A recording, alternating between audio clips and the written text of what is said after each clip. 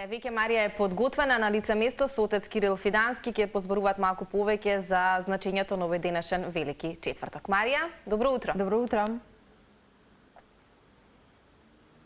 Добро утро и до вас. Токму така ово утро ве поздравуваме од црквата Свети Јован во општина Бутел. Ќе поразговараме за значењето на денешниот ден, велики четврток, но воедно и за денот на Христовото воскресение. Ово утро да му посакаме добро утро на мојот денешен гостин, отец Кирил Фидански. Добро утро и на вас и на гледачите на телевизија Телма. И како што самите кажавте во најавата, се наоѓаме во празнувањето на деновите кои што ги чекаме во текот на целата година. Денес е велики четврток, неколку дена пред Христовото воскресение. Треба да споменеме дека денешниот ден е најважен поради настаните кои што се случиле во него.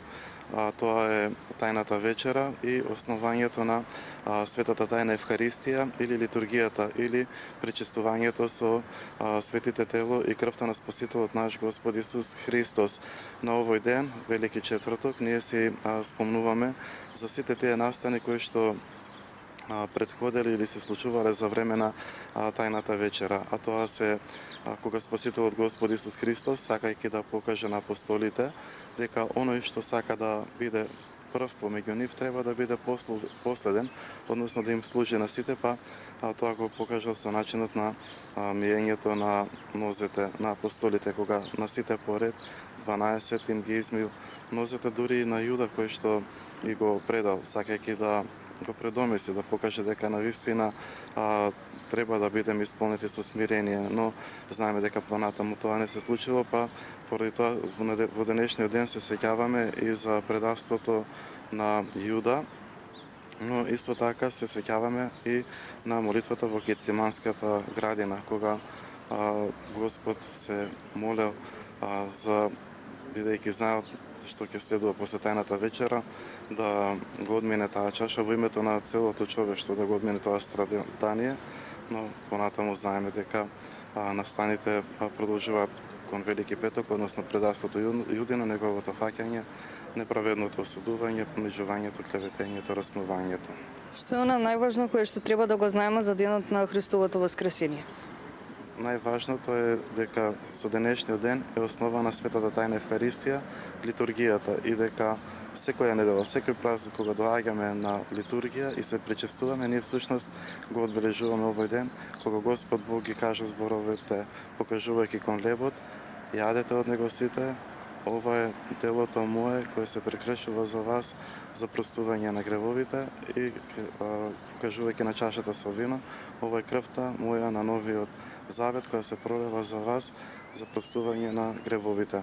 Па според тоа знаеме дека денешниот ден во многу семејства почнува со вапцањето на великденските јајца, кои што всушност се и символот на празникот Великден. И ве напоменавме дека денешниот ден всушност е символ за самото вапцање на јајца. Може ли да напоменаме некои обичаи и традиционални обичаи кои што се практикуваат од нашите сограѓани, меѓутоа не би требало да се практикуваат за овој празник? Најпогрешно е кога секој човек ќе се посвети повеќе на домашното, на тоа празникот да се одбележи со некоја богата трпеза и славење, не се посетуваат светите богослужби. Понатаму ги има и многу кога, да речеме, дури на великденските јајца се пристапува со суеверие како не символ за воскресението и за вечниот живот кој што не се даде преку воскресението на Спасителот Господ Исус Христос, а повеќе се практикува како нешто што треба да ни донесе здравие, среќа. Затоа што ние со празнувањето на празникот ние всушност го сведочиме воскресението Христово, и нашиот извор на благослов во животот доаѓа преку Бога, преку црквата. Значи, се што правиме во однос на празниците да го правиме со вера, а не со суеверие. Иако целиот овој разговор беше порака до нашите гледачи, пред самиот крај ќе прашаме која е вашата порака уште еднаш? Мојата порака би посакал сите православни христијани радосно да го дочекаат Христовото воскресение, но за да можат вистински да се израдуваат на него, би требало да бидеме и присутни во светите храмови, оде во богослужбите и нормално да следиме тоа што Господ Бог ни го покажа, распнувајќи се на крстот, молејќи се и на крстот за целиот свет. Боже, прости им дека не знам што прават.